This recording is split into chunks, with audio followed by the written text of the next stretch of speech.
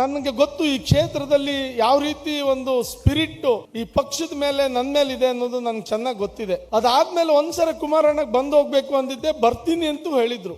ಆದ್ರೆ ಇವತ್ತು ಅವರು ರಾಷ್ಟ್ರ ನಾಯಕರಾಗಿ ಕೂತಿದ್ದಾರೆ. ಇವತ್ತು ಸನ್ಮಾನ್ಯ ದೇವೇಗೌಡರ ಆಶೀರ್ವಾದದಿಂದ, ನಿಮ್ಮೆಲ್ಲ ಕನ್ನಡ ಜನತೆಯ ಆಶೀರ್ವಾದದಿಂದ ನರೇಂದ್ರ ಮೋದಿ ಅವರು ಅವರಿಗೆ ಕ್ಯಾಬಿನೆಟ್ ದರ್ಜೆ ಸಚಿವರಾಗಿ ರಾಷ್ಟ್ರಕ್ಕೆ ತಗೊಂಡೋಗಿ ಮುಟ್ಟಿಸ್ಕೊಂಡಿದ್ದಾರೆ.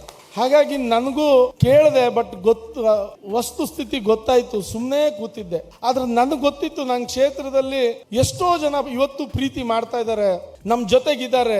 ನನಗೆ ಸ್ವಾಭಿಮಾನಕ್ಕೆ ಧಕ್ಕೆ ಆದಾಗ ನಿತ್ಯ 21,000 ತಗೊಂಡಿದ್ದೆ. ರಾಜಕಾರಣ ಯಾಕಂದ್ರೆ ಕಟ್ಟದಂತ ಮನೆ ಕಟ್ಟದಂತದ್ ನಾನು, ಇವತ್ತು ಯಾರೋ ಉಳಿದು ವಾಸ ಮಾಡ್ತಾ ಇದ್ದಾರೆ. ಇಡೀ ಆ ಮನೆ ಕಟ್ಟಿ ನನ್ನ ಹೆಂಡತಿನೂ ನಿಲ್ಸಿ ಜಿಲ್ಲಾ ಪಂಚಾಯತ್ ಮೆಂಬರ್ ಮಾಡಿ, ಆ ಪಕ್ಷಕ್ಕೆ ಜಿಲ್ಲಾ ಪಂಚಾಯತ್ ಮೆಂಬರು ಇಲ್ಲಾಗಿತ್ತು. ಇಷ್ಟೆಲ್ಲ ಮಾಡಿ ಆ ಮೊದಲೇ ಒಂದು ಕಾಲದಲ್ಲಿ MLA ಆಗಿತ್ತು, ಬಟ್ ಆ ಪಕ್ಷ ಬಿದ್ದೋಗಿತ್ತು. ಅದನ್ನ ಕಟ್ಟಿ ಬೆಳೆಸಿ ಈ ಮಟ್ಟಕ್ಕೆ ತಂದ ಮೇಲೆ ನನ್ನನ್ನು ಕಡೆಗಣಿಸಿ ಒಂದೇ ಒಂದು ಎಲ್ಲರೂ ಸೇರಿ ಹಿಂದೂ ಹುಲಿ ಅಂತ ಕರೆದುಕೊಳ್ಳೆ ನನ್ನ ಪಕ್ಷದಿಂದ ಸೈಡ್ ಇಟ್ಟು ಟಿಕೆಟ್ ನಿರಾಕರಿಸಿರುವ ಒಂದಿಷ್ಟು ಲೀಡರ್ಗಳು, ಮಹಾನ್ ಲೀಡರ್ಗಳು ಇವತ್ತು ಎಲ್ಲಿದ್ದಾರೆ ಗೊತ್ತಿಲ್ಲ.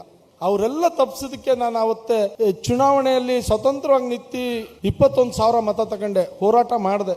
ಅದನ್ನೆಲ್ಲ ಗಮನಿಸಿದಂತ ಕುಮಾರಸ್ವಾಮಿ ಅವರು ನನ್ನ ಪಕ್ಷಕ್ಕೆ ಮತ್ತೆ ತಗೊಂಡ್ರು ಮುಖ್ಯಮಂತ್ರಿ ಇದ್ದಾಗ. ನಾನೇನಾದ್ರೂ ಇವತ್ತೇ ಈ ಮಟ್ಟಕ್ಕೂ ಮುಂದಿನ ದಿನದಲ್ಲಿ ಈ ಮಟ್ಟಕ್ಕೆ ಬೆಳೆದಿದ್ದೀನಿ ಅಂದ್ರೆ ಅದು ಕುಮಾರಣ್ಣನ ಆಶೀರ್ವಾದ ಅಂತ ಹೇಳೋದಕ್ಕೆ ಬಯಸ್ತೀನಿ. ನಾನು ಕುಮಾರಣ್ಣ ನನ್ನ ಪಾಲಿಗೆ ದೇವರು.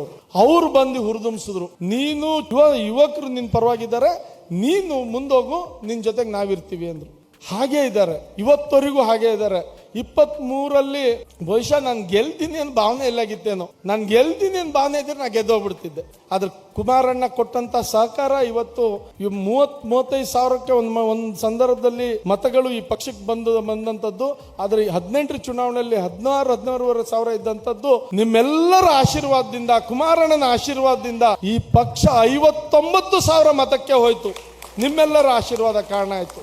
ಕೇವಲ 676 ಮತದಲ್ಲಿ ನಾವು ಸೋಲು ಅನುಭವಿಸ್ಬೇಕಾಯ್ತು. ಅದ್ರ ಸೋತ ಮೇಲೂ ಈ ಪಕ್ಷವನ್ನು ಬಿಡ್ತಾ ಇಲ್ಲಲ್ಲ, ನೀವು ನನ್ನನ್ನು ಬಿಡ್ತಾ ಇಲ್ಲಲ್ಲ, ಅದೇ ನಮ್ಗೆ ಸಮಾಧಾನ. ಇಷ್ಟು ಹೇಳ್ತಾ ನಾನು ಹೆಚ್ಚೇನು ಹೇಳೋದಿಲ್ಲ. ಕುಮಾರಣ್ಣ ಮುಖ್ಯಮಂತ್ರಿ ಆಗ್ಲೇಬೇಕು ಅನ್ನೋ ನಮ್ಮೆಲ್ಲರ ಒಂದು ಕನಸಿದೆ. ಇವತ್ತು ಸಿದ್ದರಾಮಯ್ಯನ ಸರ್ಕಾರ ಭ್ರಷ್ಟ ಸರ್ಕಾರ, ಎಂತ ಸುಳ್ಳು ಹೇಳೋ ಸರ್ಕಾರ ಅಂದ್ರೆ ಇದು.